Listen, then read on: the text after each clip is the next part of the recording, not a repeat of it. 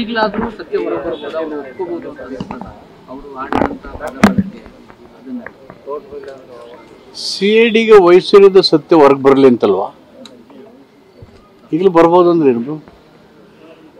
ಆ CIDಗೆ ವಹಿಸಿರೋ ಉದ್ದೇಶನೇ let the truth be reveal through an investigation. That is the reason why it is being referred to the CID. Sir ಅವರು ಸಮರ್ಥನೆಯನ್ನ ಹಾಗೆ ಮುಂದುವರಿಸಿದ್ದಾರೆ, ಸಮರ್ಥನೆ ಮಾಡ್ಕೊಳ್ಳೋದನ್ನ ಇಲ್ಲ ನಾವು ಆ ಥರ ಆಡಿ ಇಲ್ಲ, ನಮಗೆ ಅನ್ಯಾಯ ಆಗಿದೆ. ಇವೆಲ್ಲವೂ ತನಿಖೆ ಮುಖಾಂತರ ಗೊತ್ತಾಗುತ್ತಲ್ಲ. ಈಗ ಆಲ್ರೆಡಿ CIDಗೆ ಎನ್ಕ್ವೈರಿಗೆ ಹಾಕಿರೋದ್ರಿಂದ ಸತ್ಯತೆ ತಿಳಿತದೆ. ಯಾರೇನೇ ಸಮರ್ಥನೆ ಮಾಡ್ಕೊಳ್ಳಿ, through investigation it will be revealed, it will be known. ಏನು ತೋರಿಸುತ್ತೆ ಸರ್ ಅವರು? ನಾವು ಪ್ರತಿನಿಧಿಗಳಾಗಿ ಜವಾಬ್ದಾರಿ ಸ್ಥಾನದಲ್ಲಿರೋರು ಅತ್ಯಂತ ಎಚ್ಚರಿಕೆಯಿಂದ ಪದ ಬಳಕೆ ಮಾಡಬೇಕು. ಯಾರದೇ ವ್ಯಕ್ತಿಗತವಾಗಿ ಮಾತಾಡೋದಾಗಲಿ,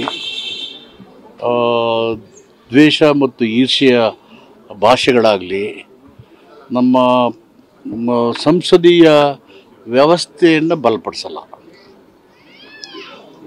ಸಂಸದೀಯ ವ್ಯವಸ್ಥೆ ಬಲಪಡಬೇಕಂದ್ರೆ ಪದ ಬಳಕೆ ಮೇಲೆ ಇಡ್ತಾ ಇರಬೇಕು, ಸರಿಯಾದ ಪದಗಳನ್ನು ಬಳಕೆ ಮಾಡಬೇಕು, ಘನತೆ ಮತ್ತು ವ್ಯಕ್ತಿ ಗೌರವಕ್ಕೆ ಧಕ್ಕೆ ಮಾಡಬೇಕು. It's against the constitution. Preamble ಓದಲು ನಾವು ಫಸ್ಟೇ ಓದ್ತೀವಿ, ನಮಗೆ ಘನತೆ ಬೇಕು, ಸ್ವಾಭಿಮಾನ ಬೇಕು, ಗೌರವ ಬೇಕು ಅಂತ ನಾವೇ ಹೇಳ್ತೀವಿ ಸಂವಿಧಾನದಲ್ಲಿ ಹೇಳಿರೋದನ್ನ. ಅದು ನಾವು ಹೇಳ್ಬಿಟ್ಟು ಪುನಃ ನಾವು ಹಂಗೆ ಮಾಡಿದ್ರೆ ವಿ ಆರ್ ಆಲ್ ರೆಪ್ರೆಸೆಂಟೇಟಿವ್ಸ್. ನಾವು ಅಪೋರ್ಟ್ ಮಾಡಬೇಕು ಕಾನ್ಸ್ಟಿಟ್ಯೂಷನ್ನ, ರೈಟ್ಸ್ ಆ್ಯಂಡ್ ಫಂಡಮೆಂಟಲ್ ರೈಟ್ಸ್ನ ಪ್ರೊಟೆಕ್ಟ್ ಮಾಡಬೇಕಾಗಿರೋದು. It is our duties and obligations. So ಅದನ್ನು ನಾವೇ ಮಾಡಿದ್ರೆ ಹೀಗೆ. ಗಾಂಧಿ ಶತಮಾನೋತ್ಸವ ಕಾರ್ಯಕ್ರಮ ನಡೀತಾ ಇದೆ, ಆ ಸಂದರ್ಭದಲ್ಲೂ ನಾವು ಬೆಳಗಾವಿ ಚಲೋ ಮಾಡ್ತಾರೆ ಅಂತ ಯಾರು?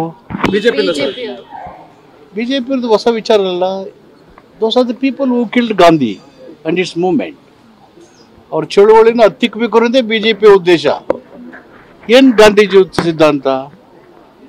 ಸಿದ್ಧಾಂತ ಅಹಿಂಸೆ, ಸತ್ಯ ಮಾರ್ಗ, ಅಸಹಕಾರ.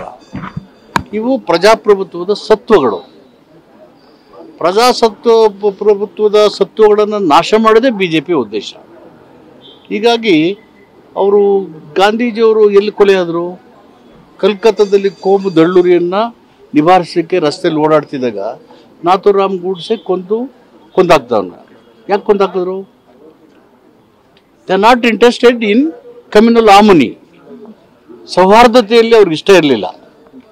ಹೀಗಾಗಿ ಅವರ ಗುಣ ಇದೆಯಲ್ಲ, ಅವರ ಚಾಳಿ, ಅದನ್ನು ಮುಂದುವರಿಸೋ ಪ್ರಯತ್ನ ಅದಷ್ಟೇ. ಅದು ಸಕ್ಸಸ್ ಆಗಲ್ಲ ಪ್ರಜಾಪ್ರಭುತ್ವದಲ್ಲಿ.